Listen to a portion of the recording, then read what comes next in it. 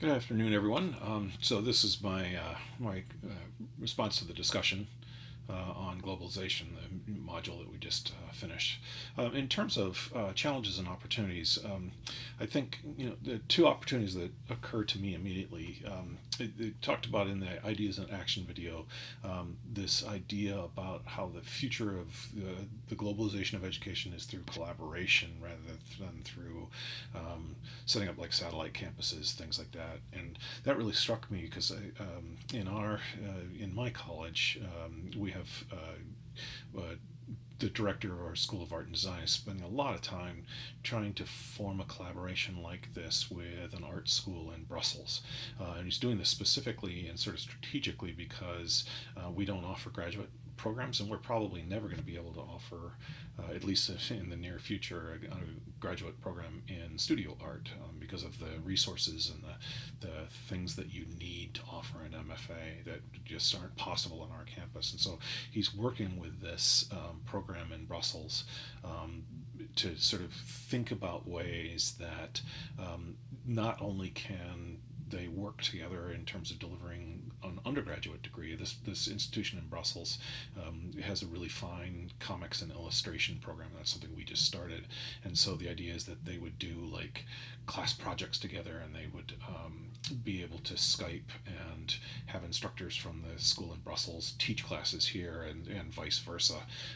But also the notion that you could do like a 4-year degree at Kennesaw and then go off and do your MFA in Brussels and have it be sort of like a 4+1 with a study abroad experience. And so, I think about that as being a really exciting opportunity to sort of expand beyond the limitations of our own resources to broaden the educational experiences that students have. So that immediately comes to mind. I also loved the notion of this perspective being a way to sort of increase the diversity on campuses through bringing international students to study, faculty exchanges, things like that.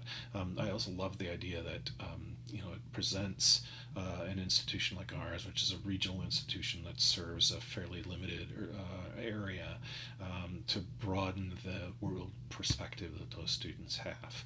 I think about a time I traveled. We took our orchestra to China, and I remember sitting on the plane and talking to students, and like only 4 people in an orchestra of 80 had even left the state of Georgia, and here we are flying to Beijing, and that's a really exciting thing. And I think probably one of the purposes of public education should be able to do that. And I also, I'm also really struck in this time of dwindling resources by the notion that this is a way for institutions to increase funding.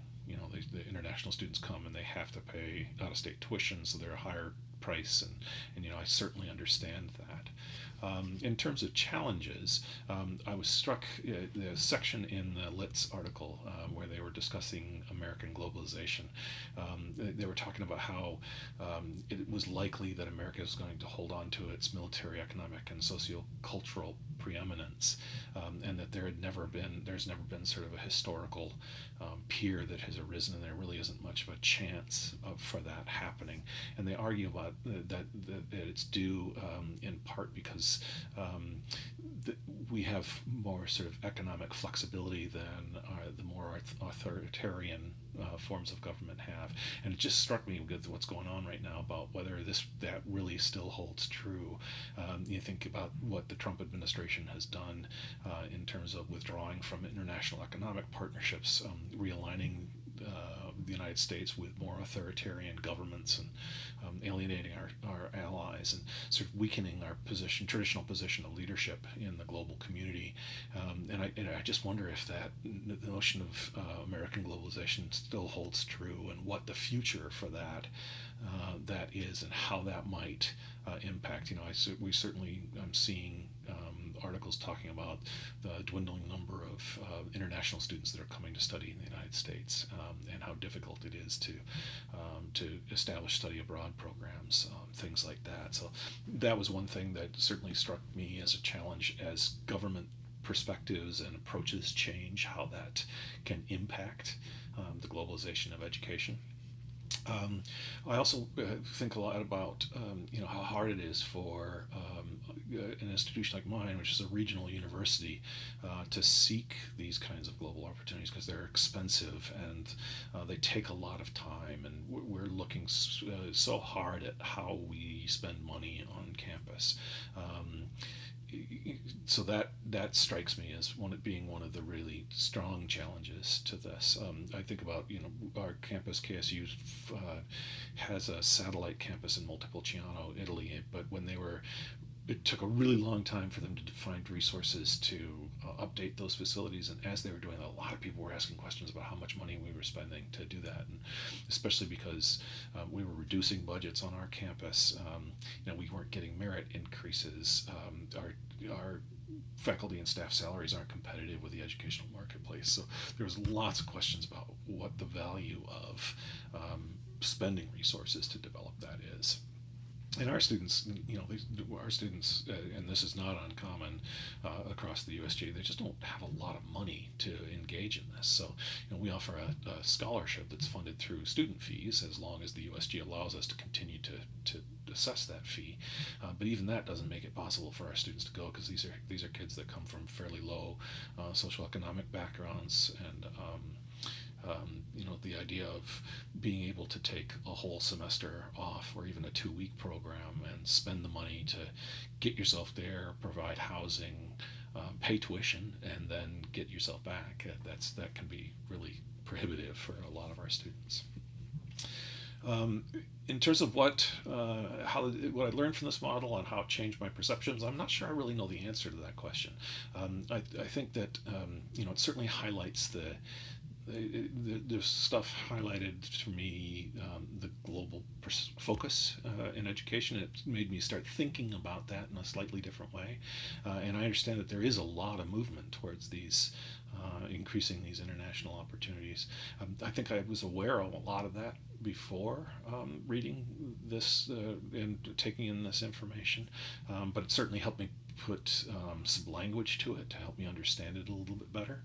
I think in my personal work, as I reflect on my personal work, I'm really focused. I direct an advising center, so I'm really focused on kind of local issues, retention and graduation stuff and student success. So the global stuff doesn't really interact with what I do on a day-to-day basis to a great deal. And I certainly feel like I have to have an understanding of that in terms of dimensions of diversity and working with students from multiple backgrounds. But we don't have a huge number of international students on our campus, so it's not a huge part of what I do. In terms of the symbiotics between P12 and higher education, one of the things that occurs to me is that we certainly have to think about if higher education is moving in this global direction, and I think that's certainly something that can be argued is really happening.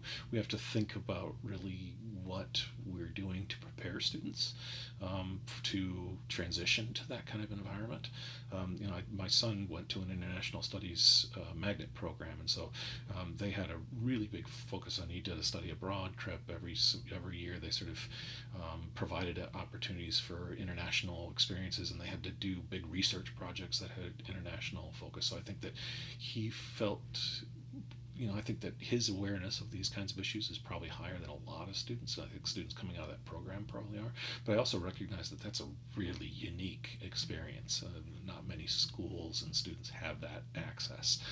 So I think as educational leaders, we have to be aware of that and thinking about ways that we can prepare our students to be successful within a more global world. What are those chances for us to do that? Are there partnerships between P12 and higher ed that we should explore to do that? So those are the kinds of things I think about in terms of the second question. And thanks for taking the time to look at this.